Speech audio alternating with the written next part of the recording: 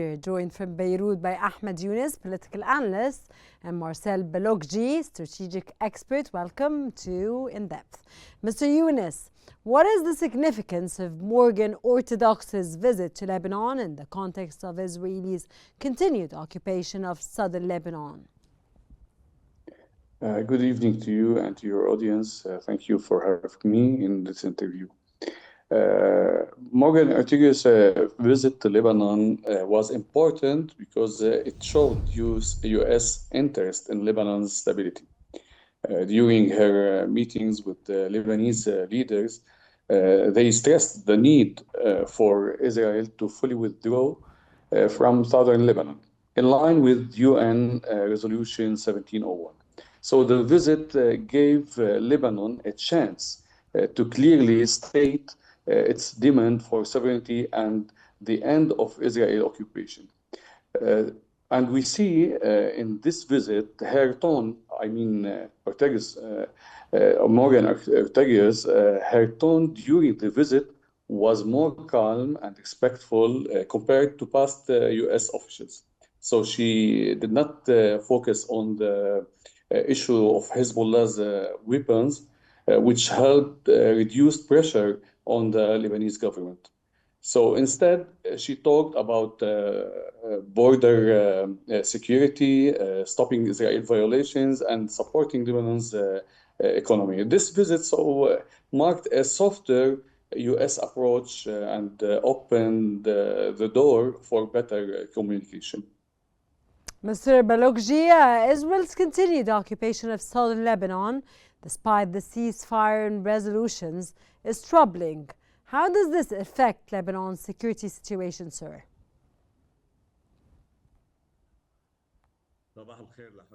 Good afternoon to you and to your esteemed audiences and your kind guests. The situation in Lebanon is still under the direct American sponsorship using the Israeli tools. Pursued the target in the southern Lebanon, the U.S. consider it as a necessity to implement the resolution, as there are a great concern of implementing the resolution 1701 inflicted by the Lebanese coast and the interception between the Lebanese components, and as well as the concern of division upon implementing the resolution. And there is a slow pace of implementing the resolution, and that's why Ortega is making the visit to Lebanon. Along with the concern of Hezbollah's control along the militias on the Lebanese political resolution. And the concern of the visit is just to implement the resolution vis-a-vis the disarmament of the arms of Hezbollah, and which is requested directly using the Lebanese tools. This is what Ortega urges, in line with the economic and banking reforms, along with the interception in the past to enable Lebanon in the project of the International Monetary Fund and to control the financial situation domestically and its reflection. And the last article of Ortega's visit is to improve the situation in the north and along with the Syrian borders and its background of Hezbollah logistically that will pose a threat for implementing the UN resolution 1701. The concern of dismantling the organization of Hezbollah. This visit goes in line with the original course in Yemen, Iraq, and Syria, ranging the nuclear dossier of Iran in the Middle East and the normalizations with Saudi Arabia, along with the other Arab countries, in particular Lebanon. It is difficult for Lebanon to the normalization, but most importantly, the ceasefire under the sponsorship of America in reaching a bigger stability in the region. Mr. Younes, how effective do you believe American pressure will be on Israel to withdraw from the southern regions of Lebanon as soon as possible? The effectiveness of American pressure on Israel to withdraw from southern Lebanon depends on many political factors. We all know the United States and Israel are strong allies, and the U.S. often supports Israel in international matters. So, because of this close relationship, it may be difficult for the U.S. to push Israel to make a decision that it doesn't want. However, the U.S. Wants to keep peace and stability in the Middle East.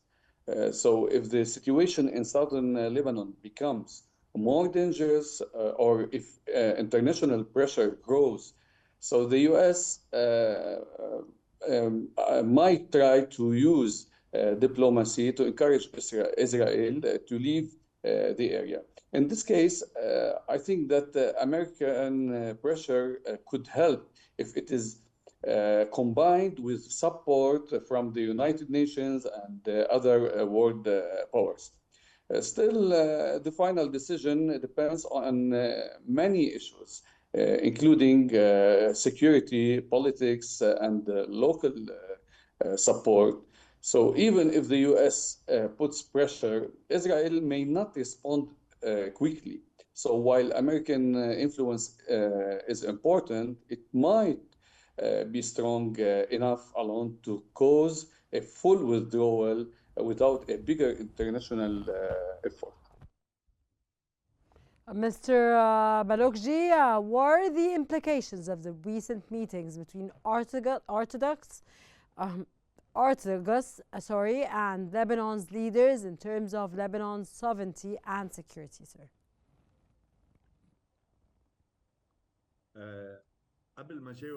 Before I answer your question, with all respect to your guest, with respect to the American situation, there is some sort of a harmony between the Israeli situation and the American stance. The United States can use its privilege to press more Baloukji, pressure on it. Are you commenting on what Mr. Younes said?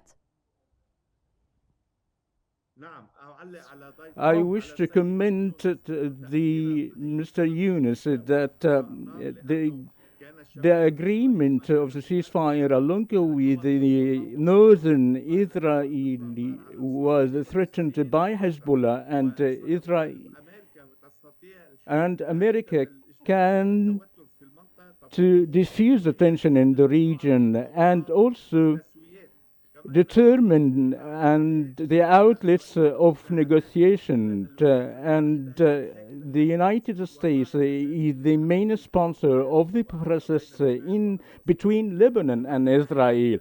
With respect to the implications of Ortega's visit to Lebanon, will have a great concern and drastic as the only options for the Lebanese people, either the resumption of and the escalation of war and pursuit of the targets within Lebanon, as long with the continuation of the aerial strikes and the expansion of the buffer zone in extension with the Syrian Golan. There is no other options, no reconstruction, but with having a challenge between Hezbollah and the Lebanese state. The implication of the visit to push forward and to prevent the slow pace of the Lebanese government movement and the fear of the Iranian stance repercussions that would come out with after the negotiations between Iran and the United States. In Lebanon, the main sponsor is American. Israel is subjected to the American conditions, and it is the main concern right now. Mr. Younes, do you want to answer Mr. Baloukji? No, it is a long explanation about the relation between the U.S. and Israel. It is complicated. It's not as he has said. Israel, first of all, just everything is doing according to its interest, and he has to take into consideration the lobby in the Jewish lobby in the U.S. and how affecting on the U.S. administration. So it is a long explanation. We cannot discuss it here. Okay, Mr. Younes, with the ongoing violations of the UNSC Resolution 1701, how can Lebanon leverage its relationship with the United States to ensure compliance for Israel? Lebanon can use its relationship with the U.S. To ask for stronger support in making Israel follow United Nations Security Council Resolution 1701. So Lebanon should highlight the importance of peace and stability in the region and show that it is committed to respecting the resolution. By doing this, I think that Lebanon can gain more trust from the U.S. and ask it to pressure Israel to stop its violation. Lebanon can also work with the American diplomats and leaders to explain the problems caused by Israel's actions, such as border tensions and harm to local communities. So by giving facts and using peaceful dialogue, Lebanon can encourage the U.S. to speak more clearly and take action through international forums like the United Nations. So this approach, I think, shows Lebanon as a responsible partner who wants peace, not conflict. In addition, Lebanon can seek help from Americans, lawmakers, media, and the civil society groups to bring attention to the violations. So this can increase public pressure inside the U.S. for a more balanced foreign policy. So if more Americans understand the issue, U.S. leaders might be more willing to act and help ensure Israel respects the resolution. Mr. Younes, your answer means you're optimistic about the ongoings that are taking place and, of course, the visit of Morgan Orthodox.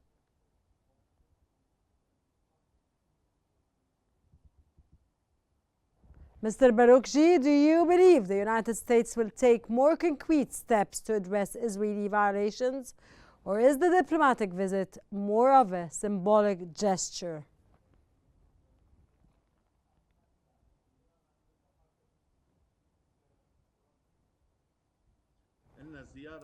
The visit, as it seems, is a last visit before the greater operations of the oil process for the Middle East.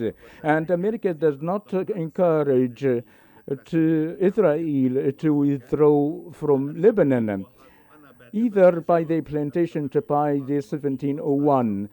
And it is exceeded to have an more organizational infrastructure of Hezbollah with respect to the state of optimism, not as Morgan has requested it to establish the three forms of negotiations, one for the Israeli withdrawal and these demands weren't executed as Lebanon has no direct negotiation with Israel. Mergens also requested to execute a defense strategy by Lebanon, but Lebanon also requested that he is in need of national unity to establish the defense strategy. With respect to the defense strategy, it's serious for Lebanon because Hezbollah cannot be included the defense system in Lebanon as requested is to dismantle the operational system of Hezbollah, and the defense system is goes in line with this phase along with the national security of Lebanon. These two requests by Morgan never received any response in Lebanon. I expected internally more of escalated target, no war, but clashes awaiting of the regional course and what is requested with regard to the Iranian stance. And also, it is requested from Hezbollah not to do to be subject to the harsh conditions, but I expect an escalation of targeting or pursuing targets in Lebanon as they wish for Lebanon to. And this visit will be the last one before more tension to be escalated in the Middle East and in the region. Mr. Younes, do you see any shift in U.S. policy regarding Lebanon from security concerns to political and economic support, especially that the United States continues to support Israeli aggression on Gaza? There has been a small shift in U.S. policy toward Lebanon in recent years. While the U.S. Still focuses on security issues, it has also shown some interest in helping Lebanon's economy and politics. For example, the U.S. has given aid for school, hospitals, many sustainable projects. So this support is still limited compared to the large focus on military aid and border security. At the same time, the U.S. Continues to strongly support Israel even during its military actions in Gaza. This support makes many Lebanese people feel the U.S. Is not fair in its policies because the U.S. Efforts in Lebanon are sometimes seen with doubt. People may wonder if the help is truly meant to support Lebanon's future or just to serve American and Israeli interests. So to truly help Lebanon, the U.S. Must show more balance in its policies. It needs, I think, to listen to the Lebanese people's need, invest more in jobs, health, and education, and also speak out against violence from all sides. So if the U.S. Wants to be a trusted partner in the region, it should support peace and justice for everyone, not just at one side. Mr. Baloukji, given the current geopolitical situation, do you see any real prospects for peace and Israelis' withdrawal from Lebanon's occupied territories, or is the status quo likely to continue?